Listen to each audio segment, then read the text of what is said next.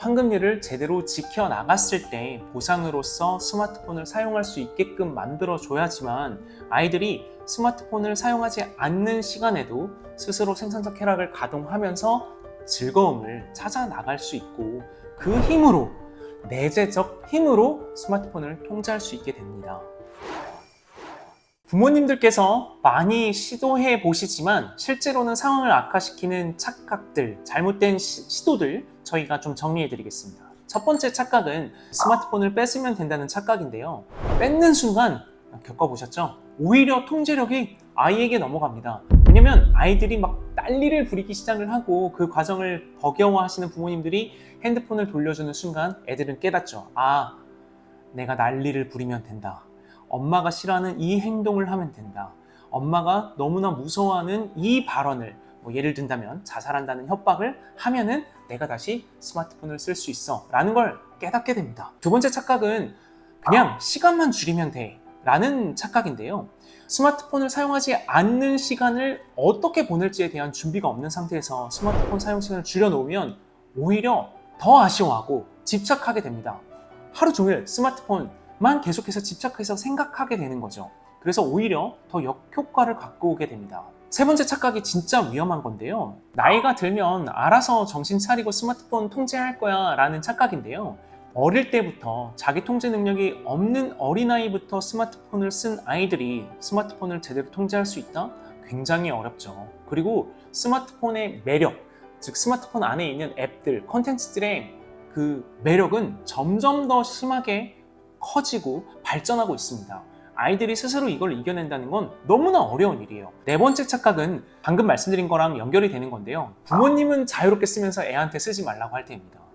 애들이 뭘 보고 배울까요? 부모님께서 자유롭게 밤 늦게까지 스마트폰 쓰면서 애들한테 쓰지 말라고 하면 점점 더 안 먹힙니다. 그래서 부모님부터 스마트폰 통제하는 거를 애들에게 보여주셔야 된다는 건 또 기억해 주셔야 됩니다. 이러한 네 가지 부모님들의 착각의 공통점이 있는데요. 뺏거나 제한하는 게 무조건 애들에게 효과를 갖고 오지 않는다는 것입니다.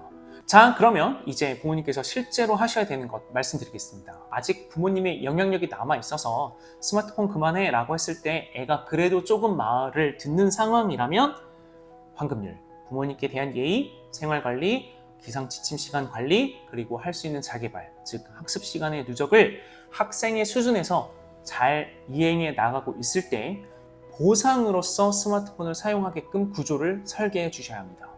근데 폰을 갖고 난리를 쳐서 부모님께서 이 과정을 이겨내기가 너무나 힘든 상황이라면 부모님께서 계속해서 하기는 정말 힘들고 정말 중요한 이 10대의 시간이 소진되어 버립니다. 그래서 빨리 저희 센터큐의 도움을 받으시는 것이 훨씬 효과적입니다. 자, 그러면 아직 부모님이 영향력이 남아있다. 그런 경우에 어떻게 실행을 해야 되느냐? 첫 번째, 제발 아이의 생활 데이터를 먼저 모아주세요. 지킬 수 있는 약속을 만들기 위해서는 우리 아이가 어느 정도로 생활하고 있는지를 우선 알아야 합니다. 언제 자고 일어나는지, 스마트폰 사용의 내용은 구체적으로 어떤 것들이 있는지, 학습은 몇 시간 하는지, 주로 몇 시부터 언제까지 어떤 과목을 공부하고 집중력은 어느 정도인지, 학습의 진행 가능한 수준은 어느 정도인지까지도 구체적인 데이터들이 있어야 합니다. 방금 말씀드린 것만큼은 적어도 2주 이상 데이터를 모아주시기를 정말 강력히 요청드립니다. 두 번째는 부모님, 각오하셔야 됩니다. 부모님이 일관성을 갖지 않으시면 약속은 무너져요. 많은 부모님들이 오늘 약속을 해놓고 실제로 2, 3일 지나서는요, 부모님이 그 약속을 그냥 무너뜨리는 경우가 있습니다. 화가 나서 그냥 야, 너 그냥 하지 마. 됐어. 이제 그냥 아무것도 하지 마. 라고 말씀을 하신다거나 아이가 좀 안타깝고 불쌍하니까 약속을 다 지키지 않았음에도 그래, 그러면 스마트폰 조금 해 라고 허용해 주시는 경우가 너무나 많아요. 이러면 일관성이 무너집니다. 절대로 약속 체계가 제대로 이행될 수 없습니다. 그리고 꼭 바꿔야 되는 순간이 있을 때에는 다시 처음부터 데이터를 기반으로 구체적으로 지킬 수 있는 약속을 재설계해야 합니다. 귀찮겠죠? 힘들 수 있습니다. 그렇기 때문에 한 번 정한 약속은 2, 3주 동안은 최소한 일관되게 지켜야 된다는 것, 그걸 위해서 부모님이 각오를 꼭 하셔야 된다는 것 강조해 드리고 싶습니다. 세 번째는 제가 방금 말씀드린 이 첫 번째와 두 번째 단계가 충분히 준비된 다음 아이와 같이 약속하셔야 됩니다. 실제로 저희가 상담을 해보면요, 부모님들께서 아이와 약속을 하셨다고 해요. 근데 내용을 들어보면 부모님이 그냥 일방적 통지를 한 겁니다. 너 중학생이니까 이 정도는 해. 너 이제 여름방학이니까 이 정도 해. 요새 애들 이 정도 한다더라. 너도 해야 돼. 부모님이 원하시는 걸 강요하는 거죠. 제가 첫 번째, 뭘 강조했죠? 지킬 수 있는 약속을 만들어야 합니다. 아이가 지킬 수 없는 약속을 설정해봤자 결국에는 금방 무너지고 부모님은 화가 나고 그러면 일관성도 엉망이 됩니다. 따라서 첫 번째, 두 번째 단계가 충분히 된 다음 아이와 충분히 상의를 하면서 아이가 지킬 수 있다라는 스스로의 약속을 할 수 있게끔 잘 이끌어내야 합니다. 제가 방금 말씀드린 이 1, 2, 3단계가 실제로 저희 센터큐가 하는 방식이기도 합니다. 부모님께서 이 방식을 하기 어려운 이유는 데이터를 모으기 어려워하시고 그리고 일관성을 유지하기 정말 힘들어 하시더라고요. 그리고 아이들이 개념 없이 말을 할 때에도 차분하게 대화를 계속해서 유지해 나가면서 결국에 아이가 지키겠다라고 말을 할 수 있게끔 대답을 이끌어내야 되는데 이걸 정말 어려워하시기 때문입니다. 만약 아이에게 부모님의 영향력이 남아있는 단계라면 그리고 무엇보다 아직 초등학교 3, 4, 5학년이라면 꼭 부모님께서 직접 해보시길 저희도 강력하게 요청드립니다. 말씀드린 순서대로 오늘 꼭 해보시길 바라고요. 이렇게 적용을 했을 때 어떤 변화가 나타나는지도 실제 사례를 간단히 설명해 드리겠습니다. 실제로 중학교 1학년 여학생의 사례인데요. 저희 강연 때 황금률을 지켜야 된다는 내용을 듣고 부모님께서 에이 이게 무슨 소리야 이런 거 안 먹혀 라고 생각하신 분이 계십니다. 근데 스마트폰 때문에 자녀와 너무 많이 싸우면서 이제 스마트폰 뺏고 뭐 난리가 났었던 거죠. 그래도 아직 어머니의 영향력이 남아있긴 했었습니다. 근데 이 아이가 이제 중학교 1학년이 되면서 이제 엄마가 싫어할 만한, 엄마가 굉장히 두려워할 만한 말들을 하기 시작한 거죠. 이러면 나 죽어버릴 거야. 가출해서 집에 안 들어올 거야.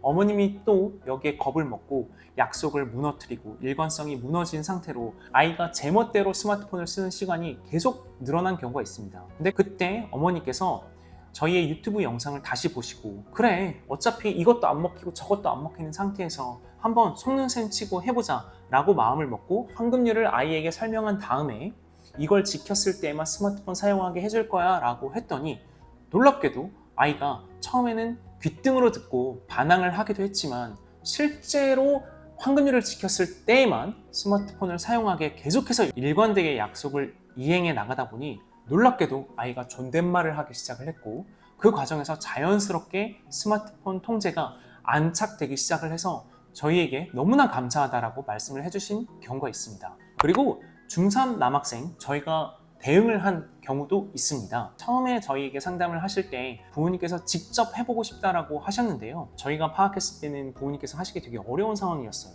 결국에는 한 6개월여 지나서 도저히 저희가 할 수가 없다. 상황이 점점 나빠지는 것 같다라고 해서 저희에게 도움을 요청하셨는데 아이가 막 중학생이 쓰기에는 너무나 과도한 큰 돈을 부모님께 요구하고 부모님을 엄청나게 괴롭히기 시작을 했지만 저희는 오로지 황금률의 가동에만 집중을 했습니다. 결국에는 한 6개월여 지나서 학생이 과도한 돈을 요구하는 것도 사라졌고요. 부모님에게 무례한 언행을 하는 것도 사라지면서 스마트폰 사용 시간이 완전히 안정되기 시작을 했어요. 제가 이런 얘기를 하면 부모님들께서 과연 그게 가능할까라고 생각을 하시겠지만 실제로 저희가 학생들을 변화시키는 노하우이기도 하니 부모님들께서 직접 하시기 어려우실 때에는 저희의 도움을 요청하시는 게 훨씬 빠르고 효과적일 거라는 거 꼭 말씀드리고 싶습니다. 이 두 가지 가정에서의 해결책은요, 스마트폰 자체에 집중을 한 게 아니라 황금률을 제대로 가동하고 이게 가동됐을 때에만 보상으로서 스마트폰을 사용할 수 있게 해줬다라는 것입니다. 이 순서를 바꾸는 것이 엄청나게 중요하고 효과를 만드는 수준도 완전히 달라집니다. 부모님께서 스마트폰 쳐다만 봐도 화가 나시잖아요. 근데 스마트폰에 집착을 하면요, 부모님도 아이도 스마트폰에 계속해서 집착하게 됩니다. 즉 관리와 통제는 제대로 먹히지 않습니다. 따라서 황금률, 본질적으로 아이가 스스로 통제할 수 있는 힘을 길러주는 것에 집중하셔야 됩니다. 그게 제대로 가동됐을 때에만 보상으로서 스마트폰을 사용하게 하는 것. 이게 아다르고 어다른 것 같지만 실제로 실행을 해보면 완전 다른 결과가 나오니 꼭 시도해 보시길 강력히 요청드립니다. 그리고 부모님, 아이와의 관계가 너무나 힘들어져서 아이가 지금 어떤 단계에서 흐트러져 있는지 파악하기도 힘드시고 약속을 아무리 세워도 아무것도 진행이 되지 않는 정말 암담한 상황이시라면 언제든지 저희에게 도움을 요청하시고요. 다음 영상에서는 수면 리듬이 무너진 아이들을 어떻게 해결해야 될지 알려드리도록 하겠습니다. 네, 여태까지 시청해주셔서 감사합니다. 사춘기 자녀교육TV였습니다.